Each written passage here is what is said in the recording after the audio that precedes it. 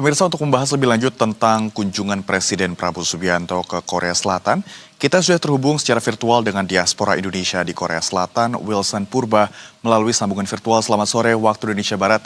Selamat sore dan juga selamat malam, Mas Wilson. Wilson, seperti apa nih kunjungan Presiden Prabowo di Korea Selatan, dan sepengetahuan Anda, apa saja sebenarnya yang dibahas oleh Presiden Prabowo di Korea? Ya, Rama, kunjungan Presiden Prabowo Subianto di Korea Selatan berlangsung selama 3 hari, namun hari ini menjadi hari inti dari pertemuan antara Presiden Korea Selatan Lee Jae-myung dan juga Presiden Republik Indonesia Prabowo Subianto pukul 10 atau sekitar pukul 11 waktu Korea Selatan di Blue House atau di Cheongwade atau di Istana Kepresidenan Korea Selatan, Rama. Dan tadi ada sejumlah topik yang dibahas secara pertemuan bilateral oleh keduanya, yang hasil dari pertemuan ini tertuang dalam 16 MOU yang disaksikan oleh kedua presiden, ditandatangani oleh sejumlah pihak petinggi yang terlibat di dalamnya.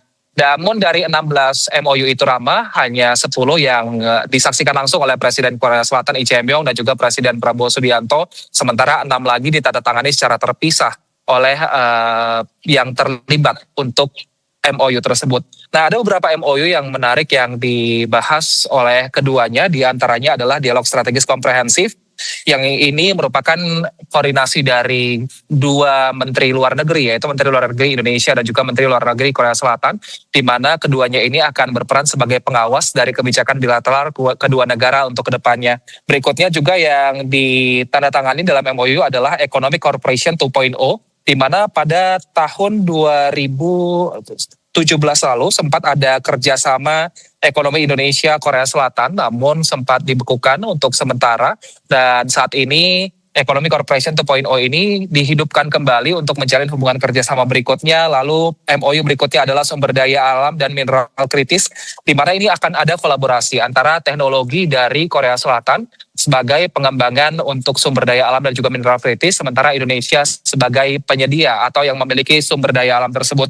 Berikutnya adalah pengembangan digital, yaitu berupa AI yang diterapkan di beberapa industri, salah satunya adalah industri kesehatan. Nah, untuk industri kesehatan ini sendiri, MOU-nya tersendiri, Rama. Jadi berbeda dengan MOU untuk pengembangan teknologi AI yang lainnya. Untuk kesehatan ini sendiri juga nanti Korea Selatan akan bekerja sama dengan Indonesia, karena memang Korea Selatan menjadi salah satu negara yang cukup advance dalam bidang pengembangan AI, dan sehingga ini bisa diharapkan dipergunakan untuk teknologi kesehatan yang ada di Indonesia. Nah, ada juga beberapa MOU lain yang menyangkut masalah lingkungan dan juga kehutanan yang ditandatangani oleh para pejabat setempat untuk kerjasama keduanya, Rama. Dan yang menarik juga adalah beberapa saat lalu sempat ada pembahasan dari Korea Selatan bahwa pesawat tempur KF-21 buatan Korea Selatan yang juga dibantu dikembangkan oleh Indonesia, informasinya ini akan diekspor oleh Korea Selatan ke Indonesia. Namun saat kami konfirmasi tadi ke teman-teman wartawan istana, mereka menyatakan belum mendapatkan informasi mengenai persetujuan ekspor pesawat tempur KF-21 tersebut, sehingga ini masih belum mendapat kepastian mengenai hal ini. Yang menarik juga, Rama, selain itu layanan perbankan berupa pembayaran QR per hari ini sudah akan bisa dilakukan, Rama, karena memang kalau selama ini pembayaran QR hanya dilakukan di bank-bank swasta baik di Indonesia maupun di Korea Selatan. Namun saat ini 2 bank sentral, Bank Sentral Korea atau Bank of Korea dan juga Bank Indonesia ini sudah bekerja sama. Jadi untuk warga Korea Selatan yang liburan ke Indonesia ingin menggunakan pembayaran melalui KRIS seperti itu, ini bisa langsung menggunakan aplikasi ya perbankan dari Bank Korea dan kemudian melakukan pembayaran. Begitu juga sebaliknya ketika warga Indonesia yang ingin bertransaksi di Korea Selatan menggunakan QR, itu juga sudah bisa menggunakan bank-bank yang berasal dari Indonesia. Nah, kalau untuk ini saya belum sempat mencoba, Rama, karena memang kalau di Korea Selatan sedikit berbeda dengan di Indonesia. Kalau di Indonesia memang sudah sangat banyak layanan pembayaran QR, tapi kalau di Korea Selatan kebanyakan memang masih menggunakan kartu debit biasa. Ya, Rama, itu informasi yang kami dapatkan mengenai pertemuan bilateral antara Prabowo Subianto dan juga Presiden Korea Selatan Lee Jae-myung.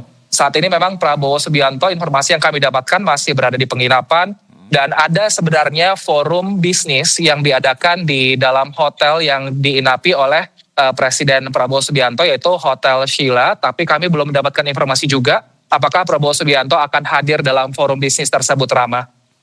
Baik, jadi saat ini Presiden Prabowo Subianto sedang berada di penginapan dan ada agenda-agenda pertemuan bisnis seperti itu di penginapan. Ya, lantas ini sampai kapan Presiden Prabowo akan berada di Korea Selatan dan apakah nantinya akan ada kunjungan-kunjungan lain yang akan dilakukan oleh Presiden Prabowo Subianto di sana? Ya Rama, informasi yang kami dapatkan bahwa Presiden Prabowo Subianto akan berada di Korea Selatan sampai besok tanggal 2 April 2026. Dan untuk agenda-agenda berikutnya memang masih belum mendapatkan informasi apakah akan ada agenda lanjutan atau follow up dari agenda pertemuan ini. Tapi bisa jadi ke depannya, Rama, kalau misalnya kita tarik ke belakang, kita melihat bahwa KTT APEC yang digelar tahun 2025, waktu itu di Provinsi Gyeongju sekitar bulan Oktober dan juga November.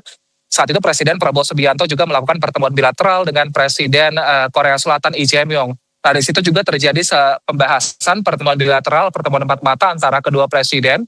Dan ada beberapa hasilnya memang, Rama, yang akhirnya bisa di follow up pada pertemuan kali ini, yaitu tadi hasilnya adalah 16 MOU. Ini tentunya sangat menarik, Rama, karena memang ketika Korea Selatan dan Indonesia ini sudah bekerja sama dan ada follow up, kita harapkan ke depannya juga akan ada pertemuan seperti ini sehingga kedepannya kebijakan-kebijakan dari Korea Selatan dan Indonesia ini bisa dikolaborasikan untuk memajukan tentunya kesejahteraan dari masyarakat kedua negara, Rama. Baik, terima kasih atas waktu dan juga informasinya Wilson Purba, diaspora Indonesia yang berada di Korea Selatan. Terima kasih sudah berbincang bersama kami di Berita Satu Sore. Selamat kembali beraktivitas.